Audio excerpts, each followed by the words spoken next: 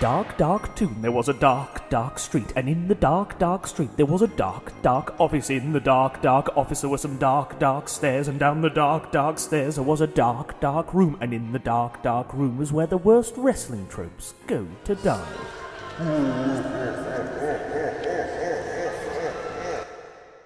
Hello, I'm Ross Tweddell from Cultaholic Wrestling, and welcome back to Straight to Hell, the show, of course, where my illustrious guest, they offer up a list of those pet peeves from that there professional wrestling, and then those pet peeves, they get sent down straight to hell to rot for the rest of eternity. And boom, boom, boom, boom, I want him in my room. We'll spend the night together, and whatever the next line of the song is as well. Of course, it's AEW Zone, the Dark Order Zone, Colt Boom Boom Cabana. It's a good one. This over to Ross and Colt. So Colt Cabana, thank you so much for joining us today. How are you doing?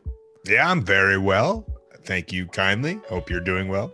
I'm not too bad, thank you. You are. All right, now that the pleasantries are over, let's get into it. Hey, I'm gonna make things hostile to begin with because you are the first member of the Dark Order I've been able to speak to. So can you tell me which member of the Dark Order stole Cultaholic Wrestling's world-famous catchphrase of "Join us," which had never been heard anywhere before in the history of the world? We all collectively were sitting in the Dark Order lair watching Cultaholic videos nonstop, and we were just like, that should be ours. And who are they to? International law can't be applied. We're not scared of British lawyers. And so we just went with it. You know, we're the rebels. We're the original rebels of professional wrestling, the Dark Order. You know, we might have forgot to put a trademark on that thing, but that's not the point. I've got a cease and desist here somewhere, and I need to know who to send it to. So send it to care of the Young Bucks at Rancho Cucamonga, California. Thank you.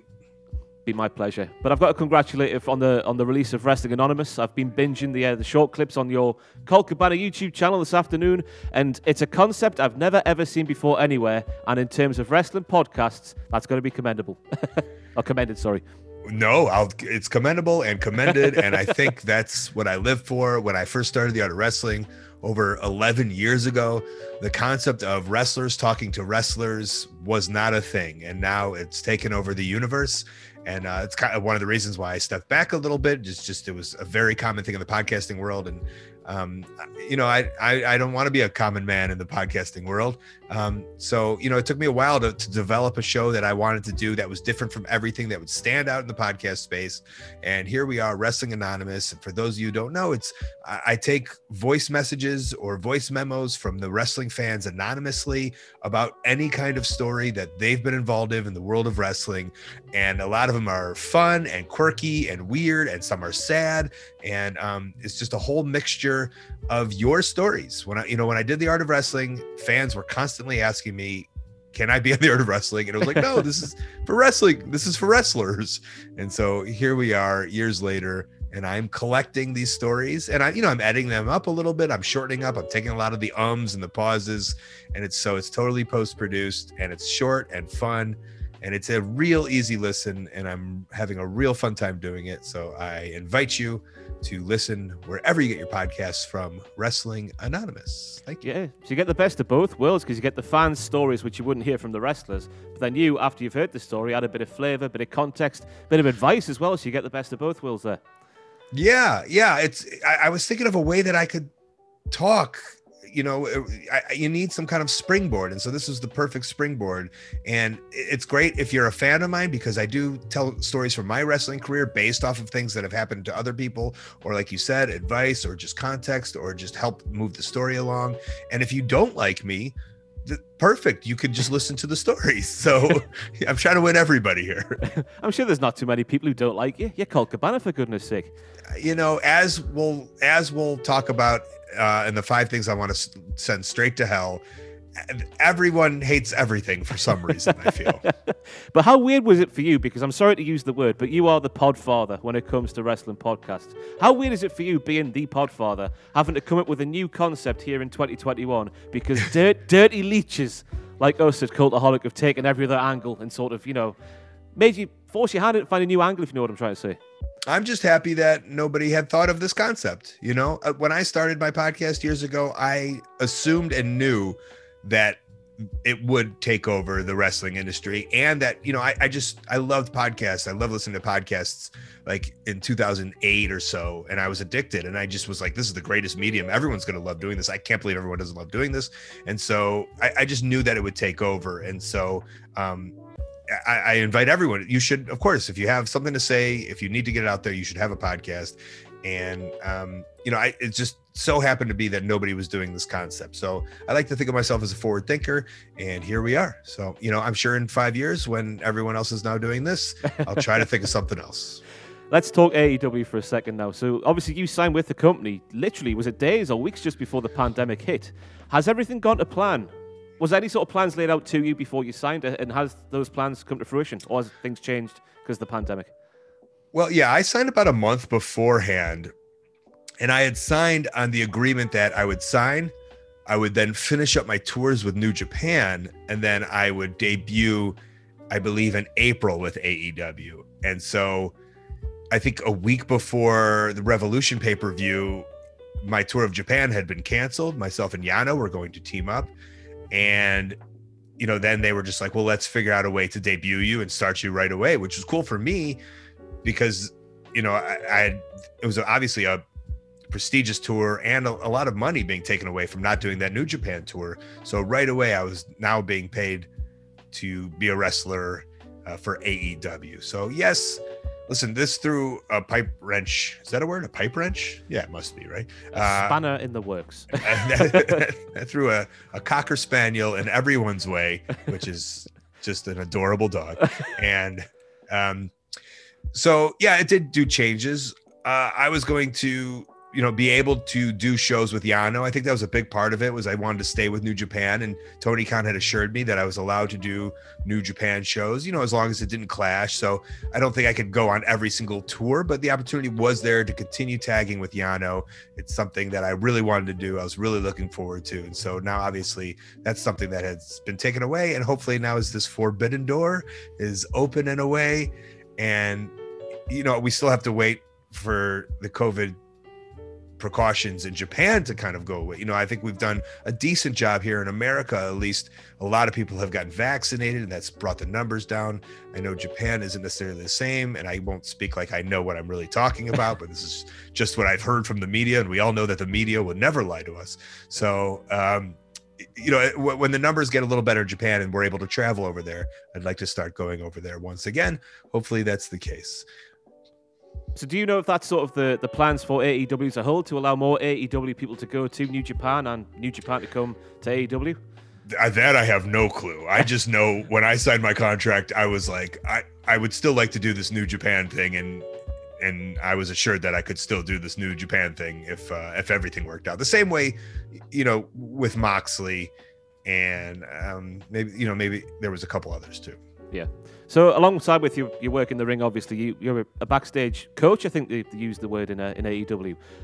When that comes to putting the match together with the people involved in the match, is that them laying out a match and then you going, oh, how about this? And then them going, yeah, that's a good idea, that. Or is it you going, no, you must do this because you're the coach and your word ranks higher than theirs? How does it work with that sort of working out the matches? Different coaches have different styles. And, luckily for me, I'm not really job scared, because I have so many other things going for myself. So I think that's pretty powerful when you're not job scared. We've seen that from other wrestlers in the world of wrestling. And for me, it's kind of with coaching. So my style is 100%. The wrestler is the artist, and that they're there because they're great. And, let them be the star and let them also fail, especially the young wrestlers. Like I want them to fail so they can learn a lesson in the ring, especially on Darks, where it's a YouTube show in front of nobody. It's the perfect place to kind of fail and to learn about their mistakes. So for the most part, it's me getting together with them. And if they have a structure and an idea, they will put it together. And then, yeah, I will add my pieces, but I will also say, here's what I think. If you don't like it, you have the right to trump it. You know what I'm saying? Yeah. So my word is your word is what it is, because you're the artist and it's your work. So I give my critiques, I give my opinions. If they like to use it, great. If they don't, even better.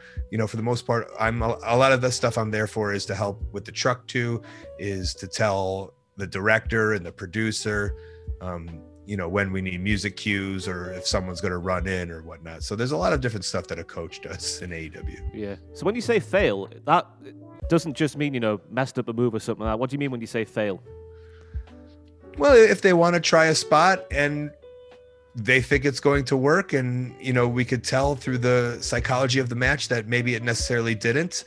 I think it's important that they, the wrestler, think that it's going to work. And maybe you, and by you, I mean me, as a wrestler who's been doing this for so long, know that it probably won't work. But if they're adamant about it, I want that wrestler to try it out and maybe see for themselves that psychologically speaking, it wasn't the right place. And that's why it didn't work necessarily in the match. It's always not necessarily about the moves, right? But sometimes it's about the crowd reaction and not getting the reaction that you want. And a wrestler needs to think that they think it works and then see that it doesn't work for it to really get in their head or to really learn a lesson. Right. And just more in general, the big news surrounding, well, I guess it's more of a rumor, internet rumor, here we go, about AEW today or this week is Mark Henry saying that maybe Braun Strowman could be coming into the company and there might be interest from Braun Strowman in coming to AEW. How do you pay any attention to that sort of talk, or is there sort of chatter backstage? Or have you heard Braun Strowman might be coming in to work for us? Listen, I'm going to assume everybody wants to work for AEW. That's my assumption.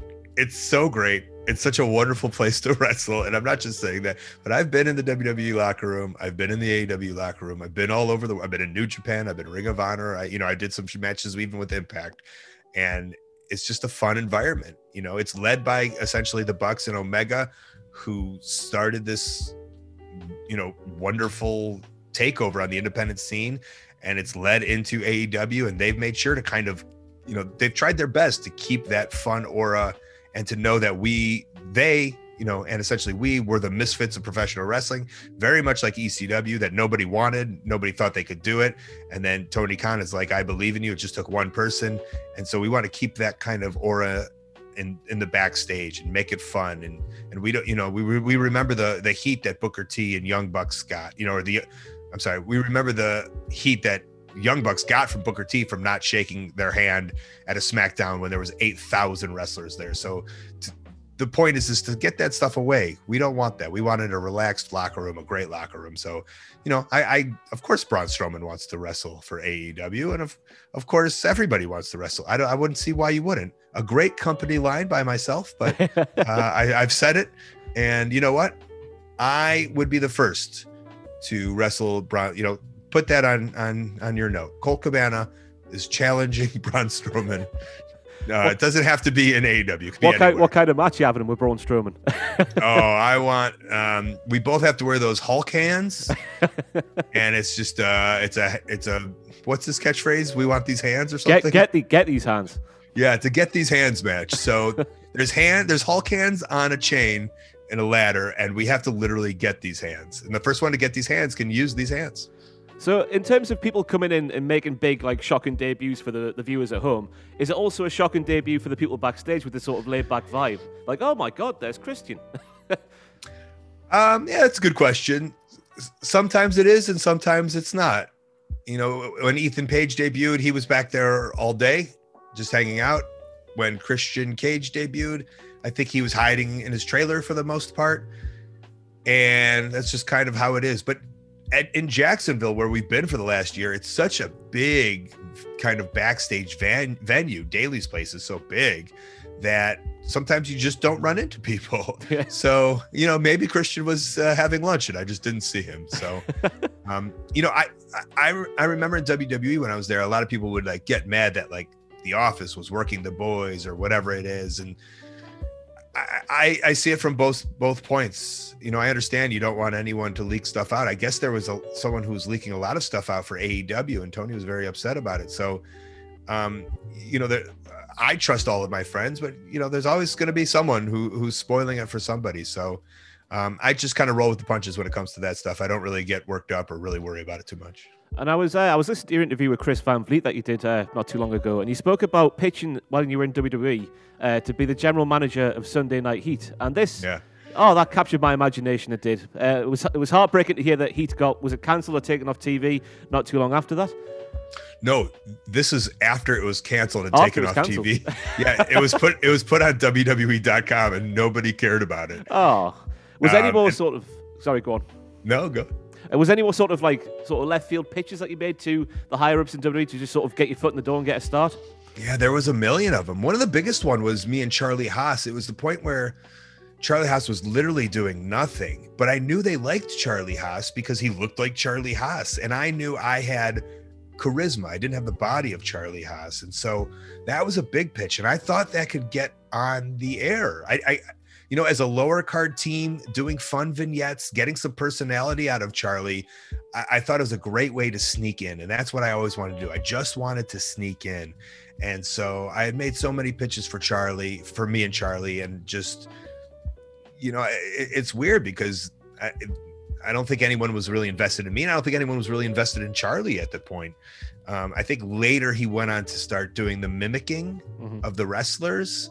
So if you remember, kind of after Shelton and before the mimicking, he was just kind of doing whatever. And that was my big pitch. Another pitch I remember I had for a guy named Mike Cruel, who was the OVW champion. And at one point during a meeting with everybody, and everyone was there, it was like Ziggler and McIntyre and Wade Barrett. And someone asked to John Laurinaitis, "Hey, Mr. Laurinaitis, who do you think's ready for TV?" And he said, "Mike Cruel."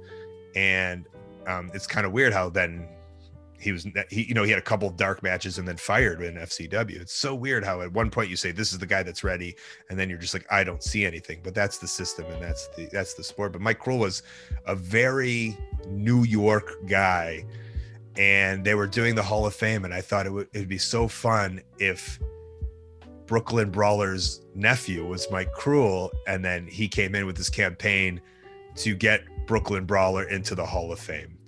And then again, that's how my mind worked, was like, how can we sneak on little ways? It's not like Mike Cruel going, okay, I want to wrestle John Cena and then I beat Randy Orton. It's just like, how can we sneak into this program and then work our way up? So I always thought that would have been a fun one, Mike Cruel and the Brooklyn Brawler. But now both are gone.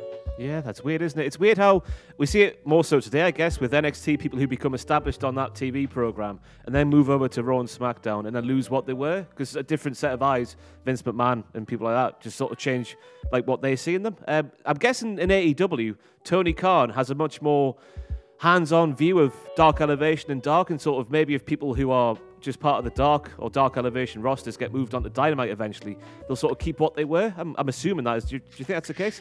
Yeah. Well, I can't speak for Tony. Yeah. But the way I view it is, Tony's there for every match. He's watching every Dark and Dark Elevation match, and I feel he's very invested in these shows, and he sees them as his babies. So it's really cool. Yeah. I feel in 20 years, maybe that wouldn't be the case, but it's just so new for everybody that it's all cool. And I think Tony thinks it's so cool that, he's putting this all together, and he's able to, develop and establish these stars. You look at the Acclaim is a great example. How cool it was is Max Caster and Anthony Bowens were doing, coming from New York, doing elevation or doing dark matches, losing matches in 5-6 minutes. And I think a lot of people saw a lot of stuff. There's a lot of people vouching for those guys too. And then, they get signed and they start doing matches, and Caster starts rapping, and then the crowd comes for one of the shows, and they're like the biggest stars on the show. So, that's a credit to Tony Khan.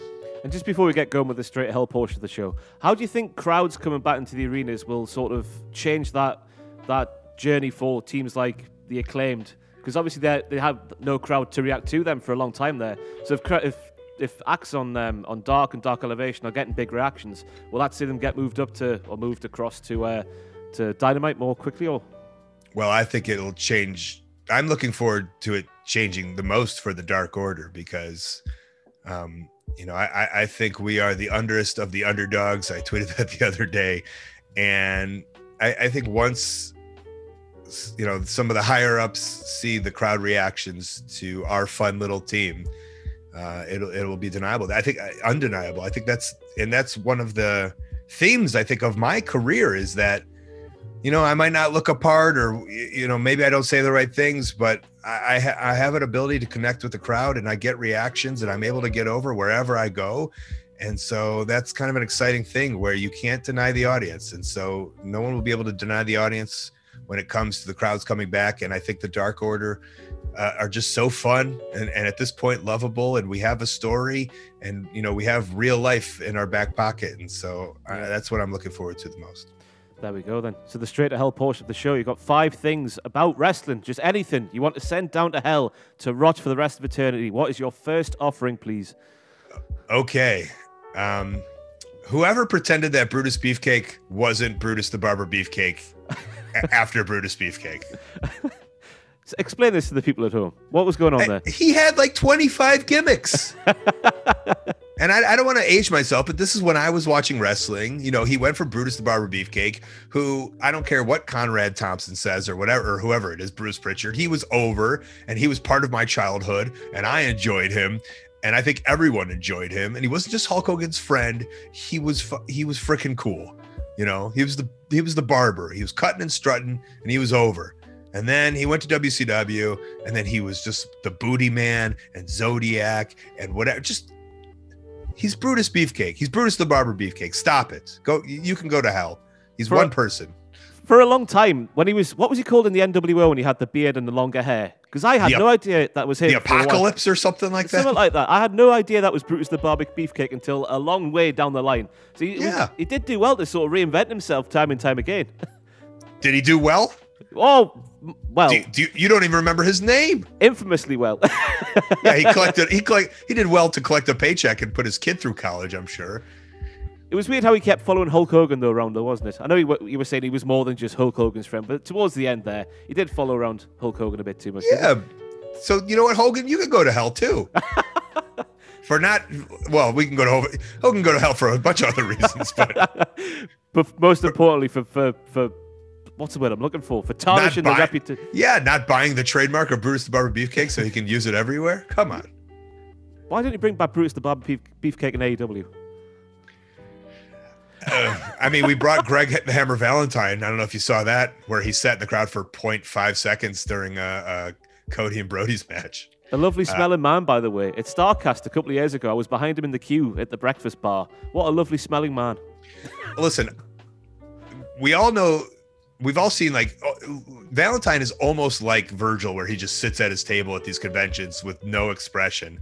And we all kind of have these preconceiving notions of Greg the Hammer Valentine. But I did a live Art of Wrestling from Miami, and he was one of my guests because he was at this convention, and they just wanted me to use whoever was at the convention. I think Jim Duggan was on the show, and also Shane Douglas was on the show, but Greg Valentine was on the show too. And when he had a mic in front of him, in front of a live crowd, telling stories and making jokes, he was amazing and funny and on and very like dry wit. I was a little blown away, and from that day forward, I gave more and more credit to Greg the Hammer Valentine. Yeah, it's weird because when you see him in pictures and whatnot, he just looks like the Hammer all the time, like sort of, "Ooh, I'm the Hammer" and all that stuff. But it's nice to hear he's got that other side of him. I'm sorry, Ross. Can you do that impression of Greg the Hammer Valentine once again, please? I'm the Hammer. There it is. Nailed it. What was the seal? What could have been with Brutus the Barber Beefcake though? If you were in charge of WWF way back in the day, where was he going? What was he doing? Everyone has their run. I can't say that. You know, you have your run and you go away. And unless you're the Miz, you know, you're sticking around. But otherwise, it is what it is. So I don't know what to tell. I'm not gonna backseat book Brutus Beefcake's 1993 run against the Repo Man. I wish I could. It'd make for a great podcast. Maybe, you know what? Let's do it on Cultaholic. Colt Cabana backseat books Beefcake's 1990s run. 20-part series is coming to Cultaholic Wrestling soon. So there we go. The sort of tarnishing of the reputation of Brutus the Barber Beefcake can go straight down to hell. Everything that came after WWF is in hell now. What's your second offering, please? Okay. Changing the Rosemont Horizon to the Allstate Arena. Why? How? Well, it's just money, isn't it? I assume just money. Yeah. So I guess I want to send Allstate, the company, to hell. and modern corporate America and stuff like that. Yeah. Do I ever? Yeah, I was. And for those of you who don't know, the Rosemont Horizon was the Chicago arena where all the WWF in the 80s and 90s took place. And I mean, at the time when I was a Druid for Mark Henry and The Undertaker during WrestleMania, that was also the arena. But at that point, it was the Allstate Arena. Sorry, go on. They changed it, and they changed the name, and it just took away the nostalgia and notoriety. And it's made me sad. Stone Cold Steve Austin often speaks about the wooden roof there. That's when he says Allstate Arena or Rosemont Horizon, he says wooden roof. Do you like the wooden roof? I mean, first of all, I didn't wrestle there enough to take note of the wooden roof. Although I did lose a match at the Allstate Arena and was able to be straight on my back in order to look up and see what the roof would be. Probably more than Stone Cold Steve Austin. So my match of me tagging with Jay Bradley versus Goldust and Jason and Snitsky. What was his first name? George Snitsky? No, Gene Snitsky. My one match is nothing into comparison of the amount of noise that took place from Stone Cold Steve Austin wrestling in that building to notice the acoustics. I don't know. So, chance of like it wasn't my fault would reverberate off that wooden roof, surely. You would think.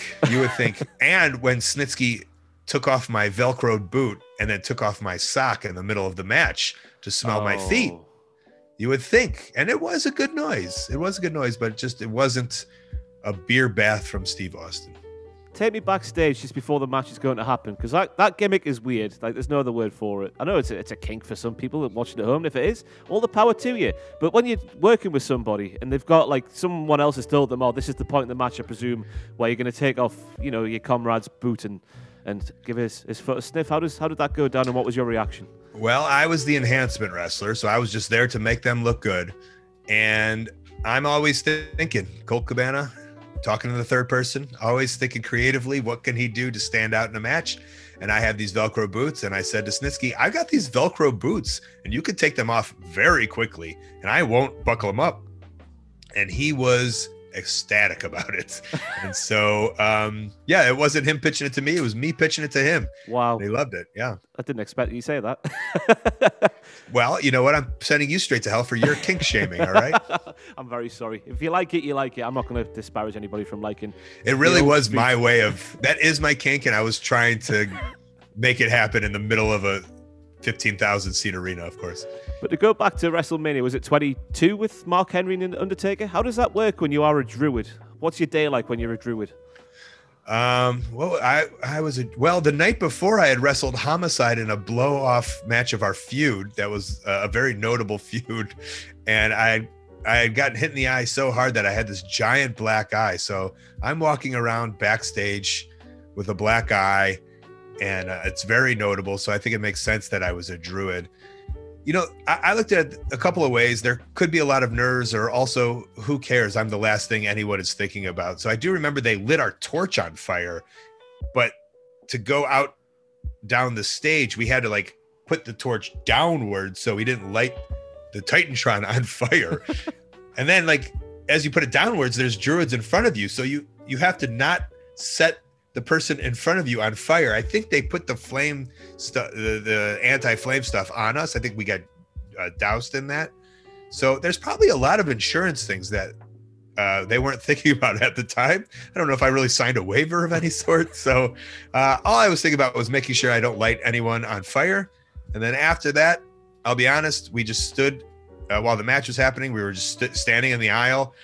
And all I remember is seeing this beautiful woman in the crowd and going to my friend who was another Druid. His name was Eric Priest. He was next to me. I was like, look at that lady. She's very good looking. And he goes, yeah, that's Shawn Michaels' wife. And I go, oh, that makes sense. And you don't get to meet Taker sort of before it happens. He's going around shaking all the Druids' hand, going, have a great night out there with your stick. He might have said something witty to us as a group. I don't know if he shook everybody's hand. And because we didn't shake his hand that night, that's why we all had heat. So. Obviously, that's how wrestling works. Yes, but the heat we had was through our torches. And luckily, the heat didn't go so high that the wooden roof inside the Correct. building didn't get burnt down. So there we go. The change in name in that there arena in Chicago, Illinois, is gone straight down to hell to rot forevermore. What is your third offering, please, Colt? All right. Okay, here's something that I'm going to see both sides of the stories, and I understand where he's coming from. So I feel bad that I'm sending him to hell because he had to do what he had to do for his family. But you know what? He ain't here. I am. Greg Dyke. You know Greg Dyke? To me, that's the name of the FA chairman. So who is Greg Dyke? Greg Dyke is the man who worked for ITV who said, World of Sport Wrestling, not interested. Pulled it off TV. It's the same guy. He went on to be the FA chairman. It's the same guy. Yeah. Terrible man. And when you said that, you were like, ugh. It didn't sound like you held him in too high of a prestige. No, not in the football world either, as well as wrestling. Because back in it was on at 3:00 on a Saturday afternoon, was it not? World of Sport back in the day. Yeah. So when you said whatever you said, he was an FA chairman. I didn't even know what that meant. The Football Association of England, it's like the England football, like the governing body of English football over here. Oh, and he's hated? Yeah, I don't think he's in that position now, but he was for a long time, and I think he was in when the new Wembley was getting built, and there was all the carry on with that. I don't think he's a well-liked guy wherever he's been. Yeah, maybe I'll ask Tony Khan about him because he's got a team in England football, I think. Fulham, yeah, they just got relegated. I don't know what that means, but yeah, that makes sense. It's bad. It's bad? They got relegated to a division below. Oh, there was a point where he got unrelegated and he did really good. Yeah, then they went straight back down again. Did they go straight to hell? I'm not going to say that about the championship. It's a fine football competition, but that's besides the point. I guess I don't know what any of that means. I guess it is hell if you're a football chairman, or an owner like Tony and Shahid Khan are. Fair enough. Greg Dyke in the decision to take World of Sport off ITV. Oh man, I mean, just look. I was around. I think it happened in 1988, so I was 8 years old when it happened. But just looking back, as a wrestling fan, we just say like, how could you do that?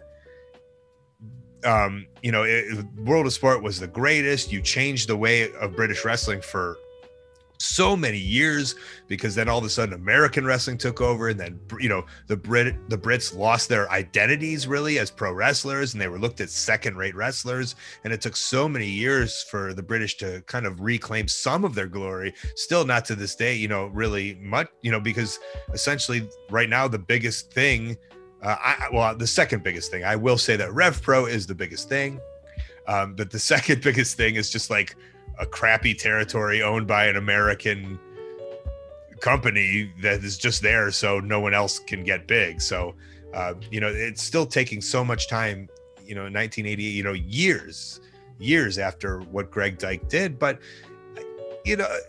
that, I don't know, he had the right to do it, and he was trying to, I'm sure wrestling meant nothing to him. So he was just like, well, this, I don't like this sucks. Let's find something else. And it was just that easy for him. But obviously wrestling in Britain had such a great history and story to it. And I was very sad. And for that, I want to send him to hell, that prick. That's what it deserves to be. It was very popular as well. I remember reading a few of because when World of Sport got rebooted a couple of years ago, that on ITV as well, which didn't go, did you see any of that? It didn't go very well. Yeah, I watched bits and pieces. I'm cheering on Grado. Do you still speak to Grado? Of course. Takes us back a few years, doesn't it? To ICW and all that stuff. Yeah, he's getting married. He's got a kid on the way. He's on the radio. He's on Scott Squad. The man's doing well for himself. He is, yeah. But did you see much of the reboot of World of Sport? Like I said, I watched a little bit. I watched some of the clips here and there. But, I mean, essentially it was just trying to be modern pro wrestling. And, I don't know if that makes it very special. You could just watch AEW. Yeah, you could. World of Sport style, is that... I mean, you do it. You do it very well, I guess. But do you wish you could see it more frequently in the world of wrestling today? Because it does seem to be a bit of a dying art. Yeah, well, listen, it took me a lot of valuable lessons, Ross, and I had to fail a lot when I started becoming infatuated with the World of Sports style to then bring it into the modern style. And I tried to just do the World of Sports style, and it failed. There's a lot of stuff that failed. So it's all about integrating it the correct way. So I love when people use bits and pieces of it. Guys like Jonathan Gresham or Angelico or Chris Hero, Zack Sabre Jr. is amazing at it. Even Brian, that I love, but you can't, you have to move forward. You can't stay backwards. So, essentially that's what Greg Dyke was saying, but it is such a fun style.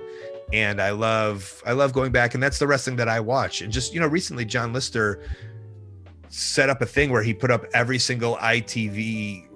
He tried to put up every match that he had. And I was like, hey dude, I've got like 100 DVDs sitting here, and I don't want to take the time to break them down. So I shipped them over to the UK, and he said there was like 100 matches that he didn't have access to. So it's cool that I was able to help for anyone that wants to study World of Sport Wrestling. I don't know the channel of it, but go follow John Lister on Twitter, and you can see the channel where all those matches now live online. So hypothetically speaking, if you were going to pitch to ITV to bring back World of Sport once more, what would you be saying in terms of like how the show would look and the style of wrestling and stuff like that? How would you sell it to ITV? I would say, listen, ITV, Britain has a very great history of doing tribute shows where you say The Rock and Stone Cold is very popular. Now I'm going to take Ricky Knight and dress him up as The Rock, and I'm going to take Skull Murphy and dress him up as Stone Cold Steve Austin. And so I would be like, we got to do tributes to the old World of Sport. So I will play Les Kellett, and Grado will play Big Daddy, and we'll find the rights, and we'll buy the rights to these names, and we will just do a tribute act show on national television at 3 p.m. on a Saturday. It cannot go wrong. I don't see how it could go wrong. That takes me back to my first wrestling show. It was in Morpeth Leisure Centre, and I got to meet the real Undertaker and the real Kane in like 1999. For about £5, and I got a Polaroid picture and everything in the ring. It was fantastic. Can you believe it? They were in your small town and only charging a $5. It was the real ones, honestly, viewer. Honestly, it was the real ones. So there we go. I tell a story when I wrestled in England on the Butlins camps for All-Star Wrestling in 2004 for like the whole summer, and there was a wrestler there, and I believe his dad's name was Jake the Fake, because he was known for running these scams all over the country for years, and his son was a guy who wrestled as the Undertaker, the UK Undertaker, and he dressed like the Undertaker and everything. And I started asking questions. I was like, how long are you wrestling? He was like 12 years. And I was like, what else did you wrestle at? And he's like, nothing. This is all I've ever wrestled as. He had no wrestling identity. He had wrestled 12 years and only wrestled as the fake Undertaker. And there was so much of me who thought that was really sad, but there was a lot of me that thought like, oh, that's really bizarre and cool. If it's working, it's working. Must be working after 12 years. But there we go. Greg Dyke is in hell. That's what we're speaking about, wasn't it? But Greg Dyke in hell, deservedly so. Colt, what's your fourth offering, please? All right. Well, the problem with this show, Ross, is that it could bring a lot of negativity. And I'm a very positive person. So this is very hard to find 5 examples. And now it's very hard to like yell at people. It's old man yelling at the clouds. But I just had to put it, and I'm not even the worst. There's so many people who are hurt way more than me, and I don't even know if it's hurt, but those people making money off me on eBay. Oh, wow. Right? Old gear, I'm presuming? No. I mean, it's like I sell it to them, and if they resell it, they have every right in the world. Like, that's how business works. And if it was me doing it, I'd be like, haha. But because it's happening to me, I'm like, damn you. And so, there's people, I don't know, there's people selling autographs that I sold to them that are reselling, and that's how the economy works. But there's just that piece of me being like, but I want that money. Yeah, I should have charged more. I should have charged more. I didn't know that's what I could get for that. So I do it like all the time. I look at the eBay listings of what's selling for me, and like, it kind of gets me mad. I think that's the example of, I think a lot of wrestlers, what's it called when you look up your own name, but you're not tagged on Twitter? Vanity searching. Yeah. I think a lot of wrestlers vanity search. This is my version of vanity searching, looking up how much money I could have made on a thing that I didn't make. And then I get really sad. So that's what it is. It's not real, but like, it might be, you know what? Maybe I want to throw my feelings for getting sad that I didn't make that money off of eBay straight to hell. Have you never been tempted to buy back the thing that's on eBay and then sell it at an even inflated price just to make a bit more money? Or is that too convoluted? Yeah, I think then I'm promoting eBay and they're taking their piece of it, and they take a lot of the money too. And so now I'm mad at eBay for taking money from my sale. They don't deserve it. That's why obviously you could just buy it off of coltmerch.com. There was a while where I was selling my I have micro brawlers and I was just selling for $10, and I'd say like, hey, I'll sign anything you want from me for $10. So I would sell it for $10 and then I'd just sign it. And then I realized when they were ordering 10 at a time, I'd be like, hey, I'm doing great. And then I'd see them up, for triple or quadruple the price on eBay. I'll be like, no, why did I do that? Damn you. But there was a guy selling a Scotty Goldman poker chip that I have 2 of, and he was selling it for $1,000 on eBay. And so you could do offer now, and I offered him $10, and then he denied it, and then I offered him $9, and then he denied it, and I kept on lowering it, and that I felt some pride there, like I was messing with him. What's the weirdest, like, unintentional thing you've seen on there? So you've vanity searched, or we'll call it just searched on eBay. What's something that you didn't expect to see with the name Colt Cabana next to it? It's all kind of the usual stuff. There's a lot of my gear that I'll put up there. And during the pandemic, I had like this major gear sale because everyone was cleaning out their closets, right? And I was just like, I don't need all of this. Also, I'm not really working on the independents anymore because everything's shut down. So, maybe I'll make a big sale. And I went on the Major Wrestling Figure Podcast like Facebook group and on their podcast, and I was like, oh, I'm selling a bunch of singlets for $100 each, which was the dumbest move because their fans are like, they are the ones that buy and sell. They're the ones moving the prices up and down. I thought I was just selling it to fans who would appreciate like a ring-worn piece of article, but it wasn't. So I don't know if there's anything that sticks out of my mind that's so weird over the years. I know that's a bad answer, but that's completely fine. Yeah, pictures and autographs. I did this signing for this vendor, and it was like, we'll give you X amount of dollars, just sign a bunch of stuff within like an hour. I was like, okay. And then I realized that was the dumbest thing I've ever done. And I signed a bunch of these clear things. And then Leaf, which used to be a trading card company, Leaf put out trading cards and then took that sticker and put the sticker on the trading card to sell it like at like a pretty crazy price. And then I was like, how does Leaf have I never signed over my rights to sell my rights to Leaf. And then like, I think all the cards were as drawings, like real to life drawings. And I had talked to the AEW lawyer because they're free to talk to, and I work for them. So I was like, I have a question that will charge me nothing to ask this question. And there were a lot of like, yeah, if it's not a still photo, you're allowed, there's some rule that you're kind of allowed to do it, because they had the same thing for Jericho and Cody and all these AEW wrestlers, and nobody signed over their rights to Leaf. So it seemed very sketchy for Leaf. You know what? I change it. Leaf, you can go straight to hell. It sounds like they should go to hell, because that's a weird little loophole they found there. Tens of people watching this video right now, getting the colouring book out now, just drawing pictures, trying to get an autograph off you. But yeah, there we go. Leaf eventually has gone straight down to hell to Raw forevermore. So Colt, your 5th and final offering, please. Well, we're staying on the topic of gear, and so I put gear makers / boot makers that get too busy and then never get their gear done. Because you make your own gear still, don't you? I make my own gear, but listen, in a perfect world, I have the money to pay someone to make the gear for me. But there's just nobody reliable and nobody who just has my pattern and can just whip it out at the same pace that I can. And so I'm forced to do my own gear. You could actually see in the background, there's my sewing machine over there.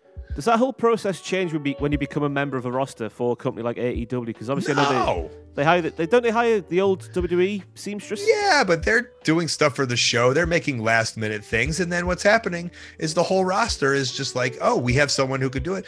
The AEW roster has 8,000 people on it, so the gear maker is one person, and like, I'll speak from experience. Like like trunks, just very basic trunks, probably take 2 hours.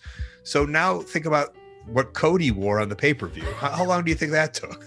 How long do you think that took? Right, exactly. So if that gear maker is spending 25 days on Cody's jacket, how are they going to get everyone else's gear done? So, I've said this for years. If someone, we did it with t-shirts, because I was somebody who for years found a t-shirt guy, and they would screen print it, or girl. I had a girl too, guy or girl. They would screen print it and they would just take so long. And they're usually part of the DIY band scene. That's where you could find people who could make t-shirts. And then you tell someone, hey, this person's good for shirts. You tell them they're good. And then all of a sudden they just get so overwhelmed and become flaky.